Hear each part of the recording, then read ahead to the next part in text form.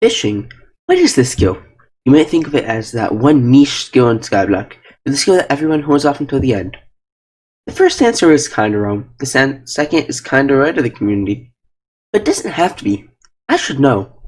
This video will be broken down into 4 groups, those being equipment choice, pets, potions, and general advice, the first 3 of which will be divided into 3 subdivisions, each based on proficiency. Equipment choice, beginners.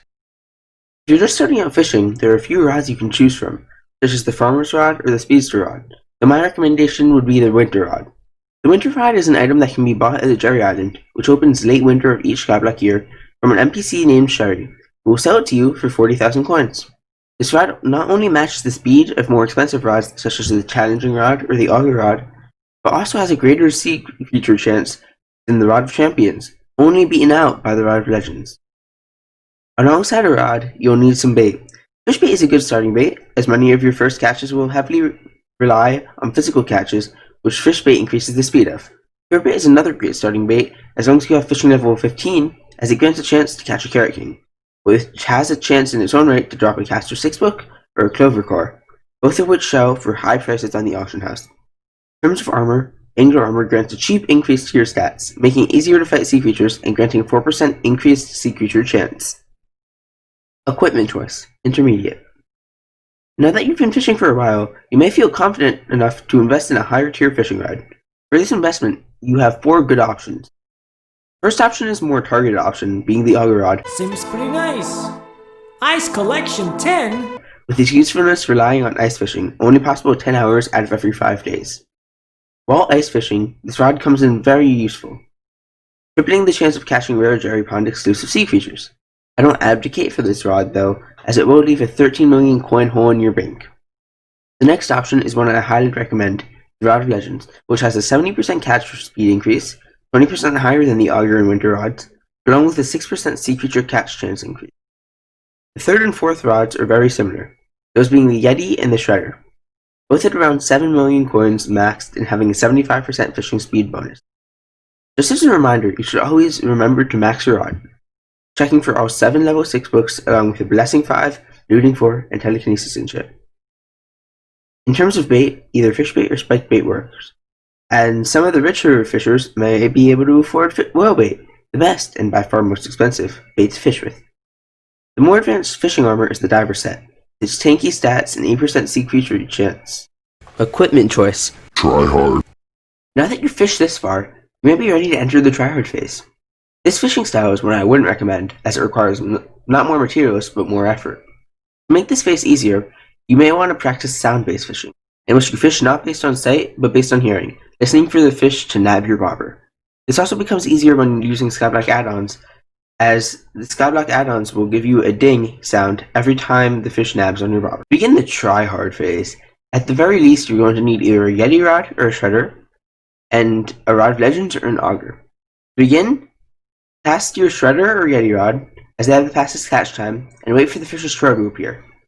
Once you spot the trail, get ready on your keyboard and mouse, swap to your second rod right before you catch. This will allow you to take advantage of the 75% rod speed of a Yeti or a Shredder, alongside whatever sea creature boost your second rod has, leading to a faster, higher rarity catches.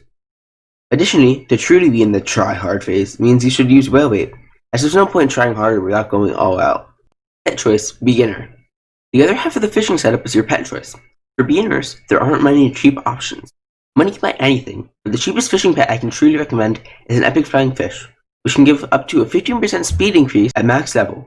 Its price is a few 100,000 coins at most, by far the cheapest of any pet that positively affects fishing. If you are happy with taking a pet that you're going to throw away soon, Common Dolphin Pet may also be an alright option, as it will increase your sea creature chance by 1 every 20 levels. Pet choice, intermediate. Once the budget increases, so does the variety of pets to choose from. The cheapest of these pets is the legendary flying fish, which has the same maxed out 15% speed boost as the epic variant, alongside a 30% buff to diver's armor, granting an additional 2.4 sea creature chance. While it isn't an excellent pet, the legendary flying fish is also decently cheap, priced around 2 million coins. The next pet is the dolphin, and specifically the epic variant. While the legendary perk does stun sea creatures, it won't increase fishing productivity, and is therefore not worth the cost and the time needed to level it up. The epic variant has 2 excellent perks, maxing at 25% fishing speed increase when 5 players are near you, along with a 10% sea creature catch chance increase. On top of those perks, there's also a plus 5 sea creature chance stat at max level, ending at plus 15% sea creature catch chance, and a 25% fishing speed increase. A level 1 epic dolphin goes for around 6 million coins. Finally, there's the legendary squid pet. This pet normally goes for 1 to 2 million coins above the epic dolphin, a larger investment into fishing, but its max ability gives a 100% chance for double drops from squids, doubling a large source of income while fishing, alongside a 30% fishing EXP bonus. While all 3 of these pets are helpful, the dolphin or squid pets are the one that I advocate for the most. Pet choice. Try hard. Once again, we're in the try hard phase. You might be thinking, how do I try hard pets? Well, there's a simple answer to that. Just as you have sword swapping or rod swapping, you have pet swapping. Swap that's present in slayers and dragon fights, but most useful in fishing. If you have at least 2 of the 3 aforementioned pets, you can pet swap. While flying fish squid or dolphin squid swap is highly recommended, any combination of these pets could work. The way you would normally pet swap is to use a dolphin or flying fish pet, cast and catch, then saving any low-level sea creatures, such as squids or sea walkers, to the side, until you swap to the squid pet and massacre them all. Technically, it would be possible to use all 3 pets to swap, which I call super ultra mega tryhard mode. Put it simply, you cast on a flying fish pet, swap to a dolphin pet before you pick up the cast, then immediately swap to a squid pet if it's a sea creature to get the extra fishing XP. Yeah, even that's too far for me to promote. Potions, beginner. If you're just starting out with fishing, you may not even need fishing potions. If you want to keep it simple, a fishing 3 splash is enough to help you out to get through the lower tiers of fishing. It's also recommended to splash in a group. The cost of the potion can be highly reduced if a fishing party regularly alternates the splash responsive. Potions, intermediate. Once you're in a better financial place, there are 4 additional potions I'd recommend adding to your fishing splashes on top of the fishing 3 potions. These potions are Magic Find 4 and critical potions with Slayer energy drinks, bought from a shop near the Dark Auction, both of which increase your Magic Find stat. Pet Look potions, which increase your chances of finding Yeti or flying fish pets. And finally, Experience potions with Viking Steer, bought from the Viking in the park, which gives an additional 10% fishing experience from sea creatures. These potions will help your fishing EXP yields along with the money you make from fishing, and are very affordable if you splash and split the costs in a party, with each player paying only a few dozen thousand coins per splash. Potions. Try hard. While potions may not have an obvious way to try hard, there are some additional potions and effects that can technically help you fish, even if they're not cost efficient. One example of this is the addition of Farming and Enchanting 3 potions, as mobs such as Monsters of the Deep can give farming XP, and Grand Titanic experience bottles give enchanting XP, though neither is enough to make the potions really worthwhile. Additionally, unnecessary maxing potions, such as the Experience potion, can prove somewhat helpful, as Experience 4 would be able to slightly increase the vanilla/hotbar experience you get from fishing, in case you're saving it or using it for enchanting. Other than those needless coin sinks, there's no true other way to try hard potions. General advice. Now is the time for general advice. To start off, let's talk about locations. Outside of the Gyre Pond, only available for 1/12 of the Skyblock year, there are 2 locations that are recommended to fish. Those are the Birch Park and the Spider's Den. The Birch Park is a much more money-based location. Due to the higher sea creature chance for squid catches, it's less likely you'll get a high-level sea creature, leading to more ink and less XP. Still, the rain on demand can heavily aid fishing speed, and the naturally spawning squid and a higher chance for night squid both largely benefit your loot. The Spider's Den is the place I advocate for XP grinding.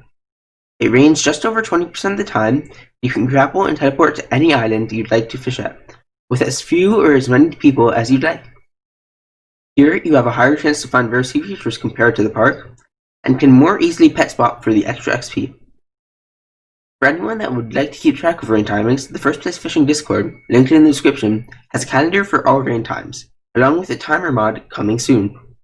Additionally, here are some unrelated tips and tricks. Ink wands and explosive bows can be used to double the loot tables of Emperors and Monsters of the Deep. There are up to 3 fishing-based talismans you can use, those being the Fish Affinity Talisman, the Bait Ring, and the Sea Creature Talisman, Ring, and Artifact. Fish Affinity Talisman is the only one that I would suggest getting, as it increases fishing speed, while the other 2 only slightly affect bait usage and sea creature damage. Any general combat XP bonus, such as that from Slayers and Talismans, will give you more sea creature XP. Hitting sea creatures with arrows does nothing other than annoy people nearby. If you fish at your island, you might want to consider using Spooky Bait and a Weather Stick. Sea creatures won't give you XP on your island, only giving drops and wasting time, and rain will increase your fishing speed. Monsters of the Deep will give 25% more XP when killed from the chicken. Since this script has been drafted, a great update to fishing has happened, that being the 0.7.10 update. In it, sacks and personal compactors were introduced. Personal compactors are very useful for storage. If you put an enchanted item into a personal compactor slot, the enchanted item will be crafted every time you have enough materials for it, useful in times such as taking out fish to enchant. Even more useful than that are sacks. For fishing, I recommend using both a fishing sack, crafted using enchanted pufferfish, and a combat sack for bones and rotten flesh, crafted with enchanted rotten flesh. This means that, unlike me, you won't need to clear out a backpack or ender chest to store your items, and can instead rely on your inventory and sacks.